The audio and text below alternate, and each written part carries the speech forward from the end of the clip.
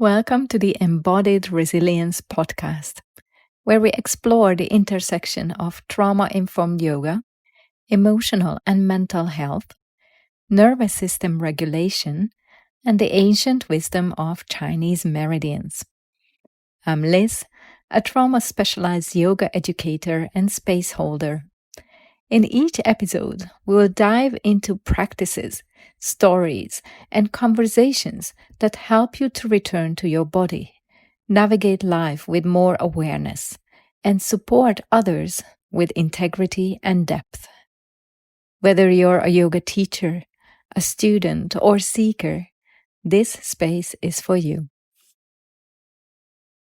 Hello, and welcome to this new episode on Rethinking Yin Yoga. Why your practice might feel dysregulating. When you look at a yin yoga class from the outside, it appears very quiet. People are lying down or seated, holding shapes for longer periods of time, moving very little. Compared to more dynamic styles of yoga, it looks like the place where the nervous system would finally get a chance to settle. But what I have seen over the years in my own practice and in teaching is that slow doesn't automatically mean safe, and stillness does not automatically lead to calm. In fact, for many people, stillness can be the very thing that brings them into contact with discomfort they weren't expecting. Because when we remove movement, distraction, and constant input, something else becomes more noticeable. The body, the breath, sensations that might have been there all along but were easier to ignore. And sometimes emotions that don't have a clear explanation but are very present in the body. For a nervous system that is already overwhelmed, overstimulated, or used to staying in motion, that kind of stillness can feel unfamiliar. And what is unfamiliar doesn't always feel safe. So instead of softening, the body might respond by bracing. Instead of relaxing, the mind becomes more active. Instead of feeling calm, there might be restlessness, irritation, or even anxiety. And this is the part that often confuses people. They come to yin yoga expecting to feel better, more relaxed, more grounded. And when that doesn't happen, they assume something is wrong with them, that they are not doing it properly, that they just need to try harder to let go. But often what's actually happening is that the nervous system is responding in a very intelligent way. It is noticing that something feels unfamiliar and it is trying to protect. Long holds, especially when there is no clear permission to adjust, to move, or to come out of the pose, can amplify that experience.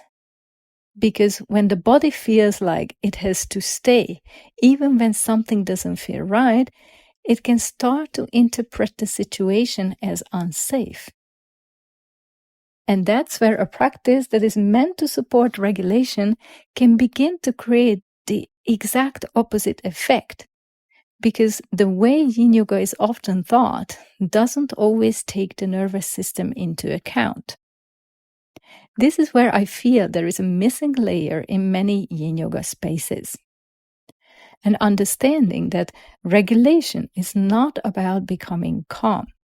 It's about developing the capacity to move between different states of the nervous system without getting stuck in them. There are moments in life where activation is needed, where focus, alertness, and energy are appropriate responses. And there are moments where rest, softness, and stillness are supportive. A regulated nervous system is not one that stays in one of these states all the time. It's one that can move between them with some degree of flexibility. And yin yoga, when Approach with that understanding can become a very powerful way to support that flexibility and resilience. But it requires a different relationship to the practice. It requires choice and agency.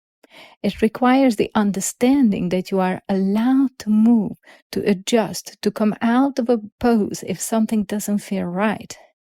It requires a language that invites exploration rather than endurance. And it requires an awareness that stillness is not something we force onto the body, but something we allow when the body feels ready for it. When those elements are present, the experience of Yin Yoga changes quite significantly.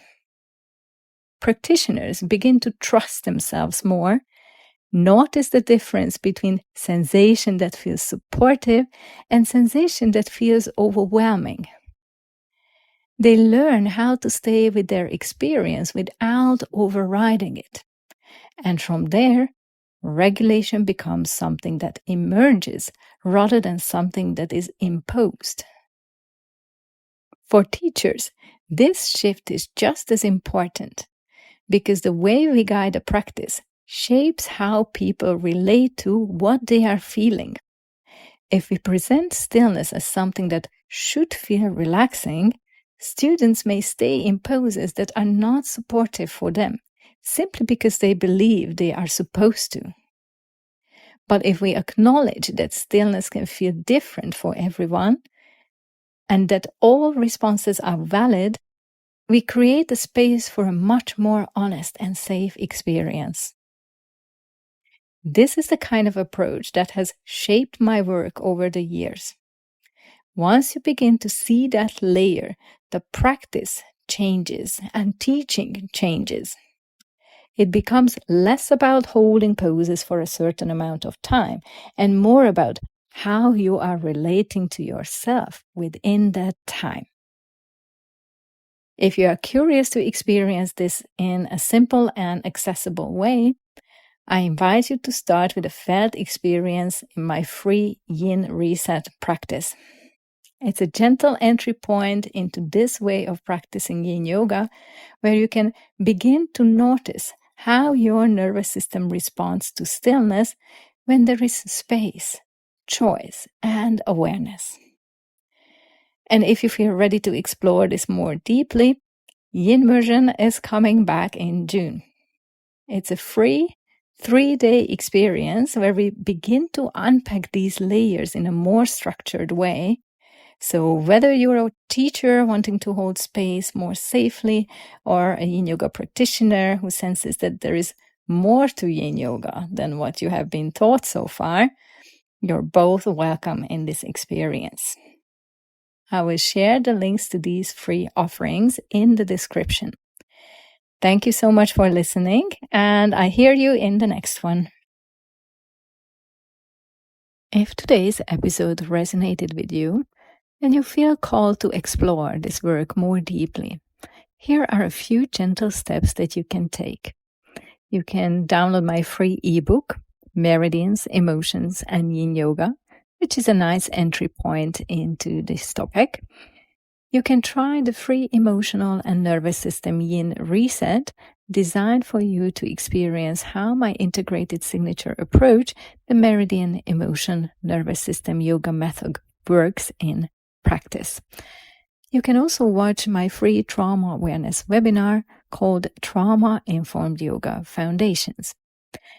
You are invited to join my next live 100-hour trauma-informed Yin Yoga and Chinese Meridians teacher training in Thailand, or my 30-hour The Art of Trauma-Informed Space Holding course, also held in Thailand. Upcoming dates and details and links will be shared in the description. If traveling is not an option for you right now, or you are planning to complete my teacher trainings while I'm on my maternity break, you can also join my online self-paced 100-hour trauma-informed Yin Yoga and Chinese Meridians teacher training, or join the waitlist of the online self-paced 30-hour The Art of Trauma-Informed Space Holding course.